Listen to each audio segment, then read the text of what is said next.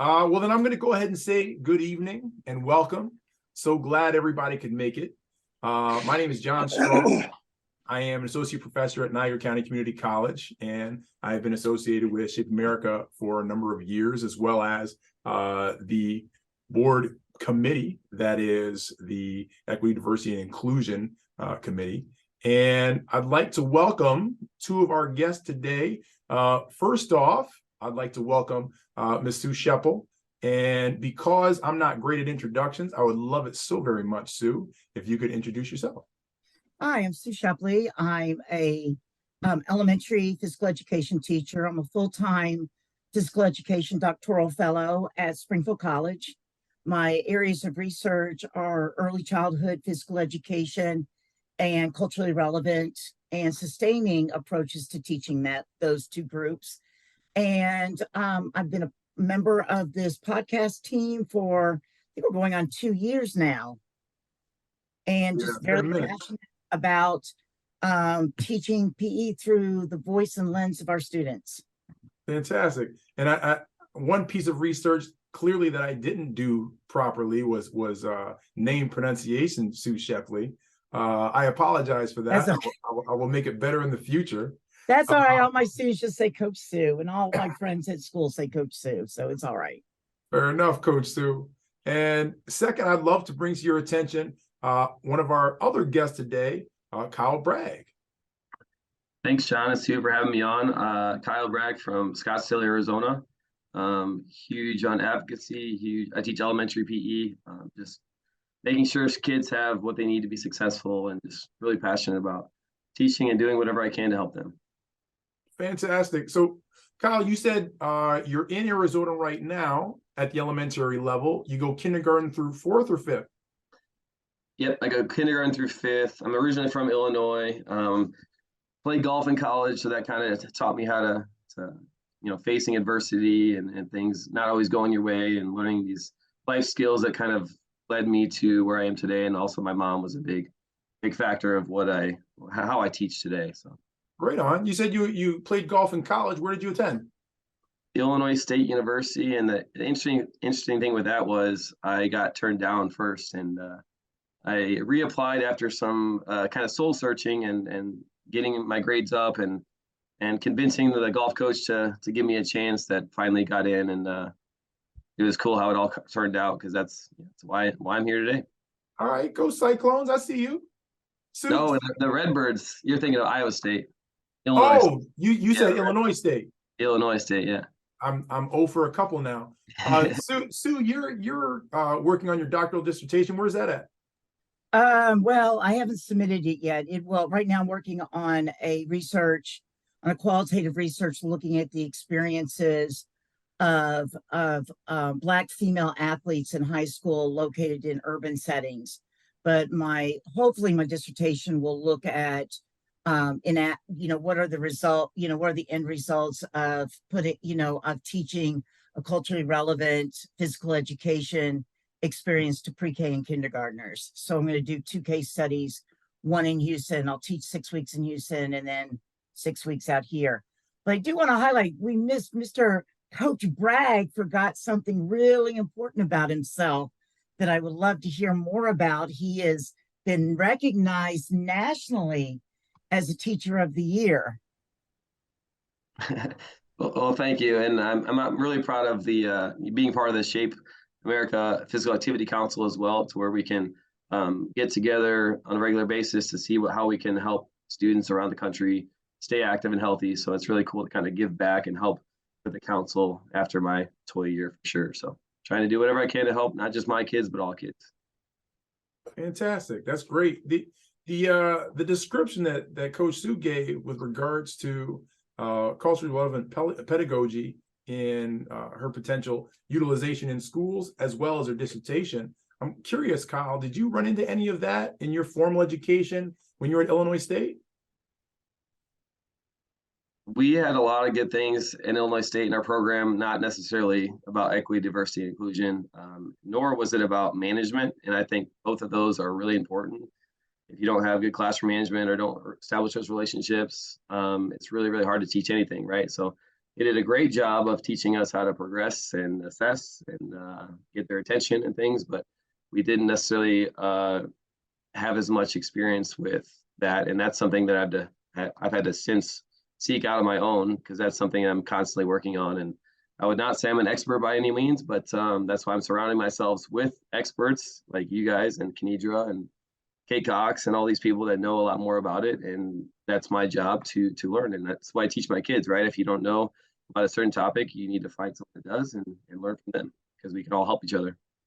Yeah, that makes a ton of sense. I'm gonna look for maybe an answer potentially a little later on with regard to some potential resources that you might like to share with our audience with regard to things that were really impactful in that journey. Sue, I'm curious. I'm going to pivot back to you. Kyle says he didn't get a whole bunch of that in his undergrad experience. I'll tell you personally, graduate of Canisius College, I did not get any of that in my undergrad experience. Sue, did you get any of that in your undergrad experience? No, I didn't have any of that at the University of Delaware. I think what started me on this journey, though, is that so my health and phys ed degree is my third undergraduate degree from the University of Delaware.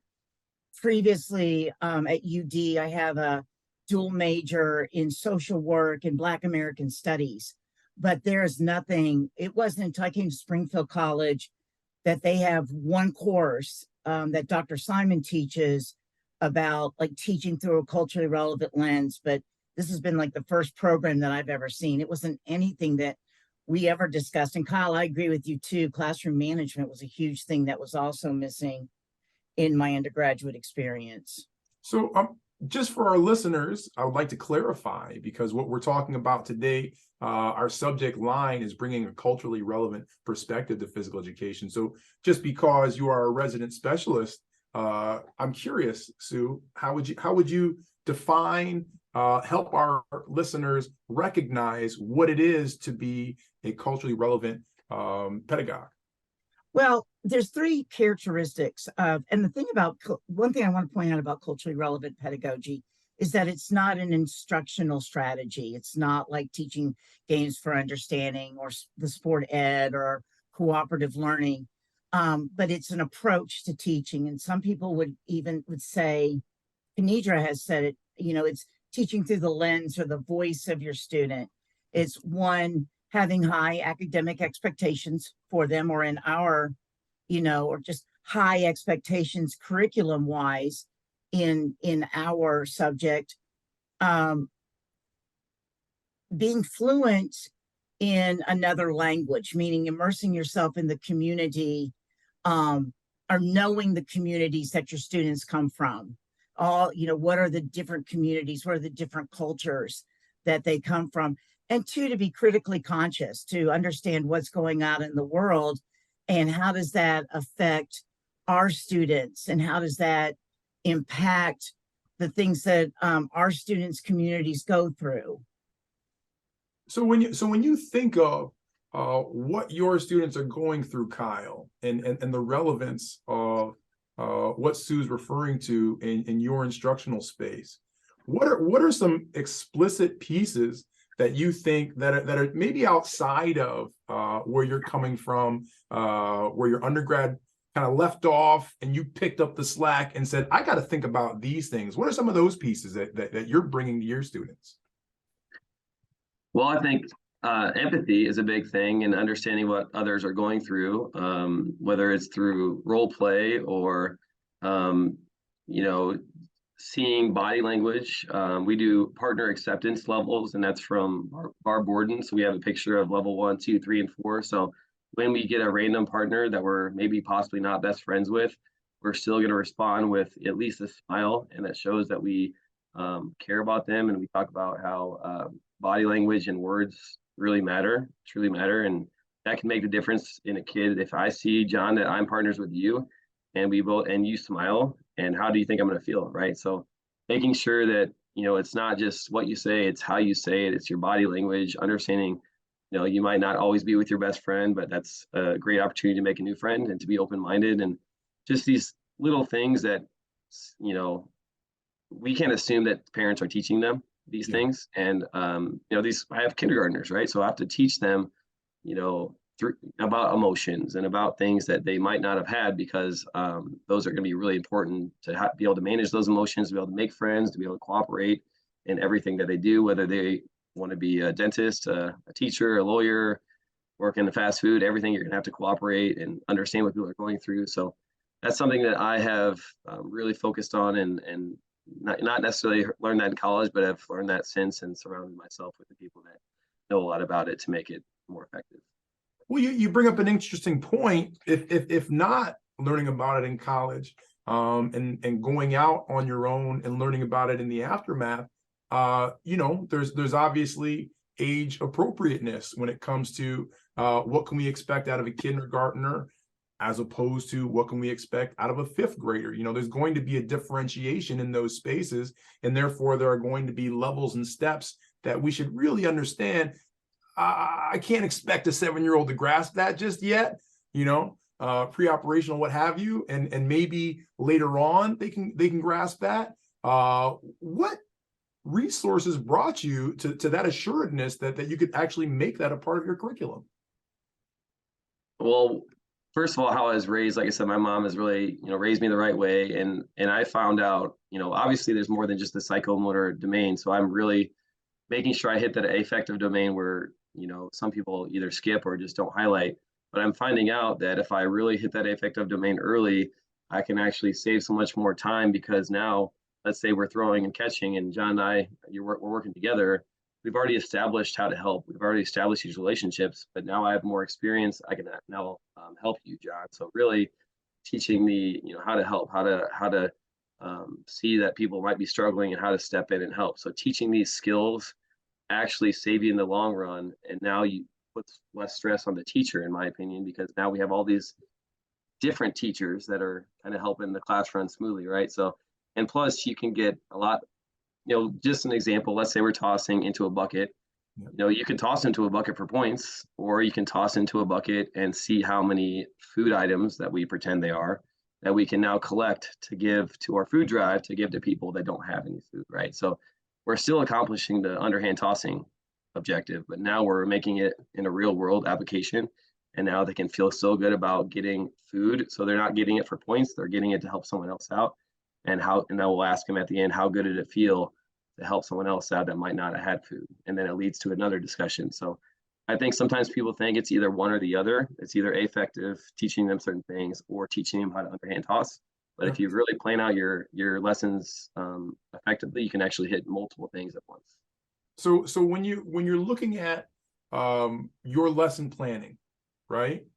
And you're looking at the different domains. So in the psychomotor domain, we're going to complete underhand tossing at this level of competency. In the cognitive domain, we are going to understand that this is how it applies to different spaces. But in the affective domain, you are making intentional movements to, say, for your example, focus on empathy. Is that correct? Yeah, and then we can talk about how else can we show empathy, and how can you show empathy in music class? What else do you have at home that you might not need that you can donate? And they'll talk about toys and things, and just understanding that other people don't always have what we have. I'm in a school that is pretty high end, I would say, as far as socioeconomic status. And sometimes, if any, the kids are really well behaved. They really are. But sometimes, if anything, they get a little bit, I need the best this, right? Yes. A little bit spoiled, and I'm trying to teach them to see other perspectives. I showed them a picture of kids, I think it was in Africa the other day. They were playing soccer. They didn't have any shoes on, Yes. and they couldn't afford shoes. But I showed them how they could, you don't need an official soccer ball to play soccer. You can play with any ball. You don't need the best this and that. You're just, it's about the memories and the experiences and the being creative to find a different way to play. My point is, you can have fun, and they're having tons of fun without the most expensive or newest thing, right? So it's not, we're teaching them to less focus on the materialistic things and more focusing on things that they can control, and being happy and grateful to have what they have. Understood. That makes a ton of sense. So when you look at that type of curricular model, well, to your point, not so much a curricular model or a teaching strategy, but when you look at this type of exploration into the learning space, and you look at how other listeners could employ these strategies, what are some things that you think of, Sue, that can get people started along that path? Well, as I was listening to Kyle speak, I was thinking of there's a concept called anti-bias education that Louise Sparks and Julie Olson Edwards came up with. And it lines very closely to the tenets of, or the characteristics of, culturally relevant pedagogy. Focuses on the diversity of your students, on the identity of your students, of teaching about justice, what's fair and what's not fair, and then most importantly, action. And when I think about those four things, one thing that I've done, and I love the fact that, Kyle, that you've opened up your students' eyes to show them different communities. One thing I really tried to focus on in the beginning is, and I like that too, that you talked about, is getting to know one another. Who are you as a person? Who are you in terms of the communities that you're made up of? What is your religion? And I say that's important. I've had other PE teachers say, how is that important to me teaching, the skill of striking? I had a student one time, Catherine, and Catherine wore a skirt all the time. Fastest girl in the school, could, walk down anybody. But I never knew why Catherine always wore a skirt. And once I got to talking to her and getting to really know her family, actually I attended a church service with her family because they invited me. Catherine's family are very devout Jehovah's Witnesses, and Catherine's connection with God and being a Jehovah's Witness was so important to who she was as a person. And then I see, wow, her wearing a skirt, because at times I would be like, why is this kid always wearing a skirt? And seeing it as a deficit, then I see it as an asset. Yeah. And so, then I started to become much more purposeful with planning activities. If I did something, a fitness activity, and they were having to do sit-ups or something, making sure that that if they were in stations, that it was turned around so that she would not feel uncomfortable. Celebrate. I put up a big Jehovah's Witness sign in my teaching area. I tried to have something that represented all my students so that they could see that we weren't just what you see every day, that I always say it's like rings of culture, that there's so many different parts of us. And I don't know about you, Kyle, my second graders are always great about calling girls tomboys. And I'm like, well, why are they tomboys? Well, they wear khakis and polos. And yet, if you look at every kid in PE, everybody's wearing khakis and polos because that's the uniform. But really starting to talk to them about, well, what does that mean? Right. What does it mean to be a tomboy? Isn't it okay for a girl to wear a khaki and polo because that's what she wants to rock? So I really tried to focus on getting to know, like you said, Kyle, building those relationships. So this idea of othering, because this really enters into this space. When you look at the historically Eurocentric instructional methodology of the largest number of physical educators in the United States of America, you're identifying certainly teaching models and teaching strategies that really center around that Eurocentrism, creating a norm, if you will. So to your point, when we say these are the norms for a girl, then we are creating a silo for all girls, and we are saying all girls fit into these silos, and anything you do that is not this, well, then you're something other than that. To your point, Sue, you are now a tomboy, right? We've got, to your point, Kyle, I think a lot of school systems out there that are housing a great many homogeneous populations, a lot of sameness, right? And the question becomes, okay, well, with all of these norms, with all of these in groups, how do we measure intentionally our curricula so that these out groups are honored and celebrated rather than being kind of posterized up as having, Black History Day, Women's History Month, where we're gonna silo that for a minute, and then it's going to be the rest of the time. How do we normalize, quote unquote, the idea of this diaspora that exists across the United States of America in a manner that really celebrates folks and allows them to be all of what they can be in a Kyle Bragg classroom? I'm curious. Yeah, and to kind of go back to what Sue said, asking questions, getting to know that student that wore a skirt, getting having kids practice asking each other questions, and we talk about the easiest way to get to know someone, but also build relationships. And we do the agree sign, right? So if, let's say I say, John, what's your favorite food? And he says pizza, then all of a sudden that question was really impactful because now we have a connection that we can talk to more about. So that's another way we, build relationships. I also was thinking about, on our partner acceptance posters and all of our posters, really, making sure that there's different colors of skin so we can see, when kids come in, they can see someone that looks like them.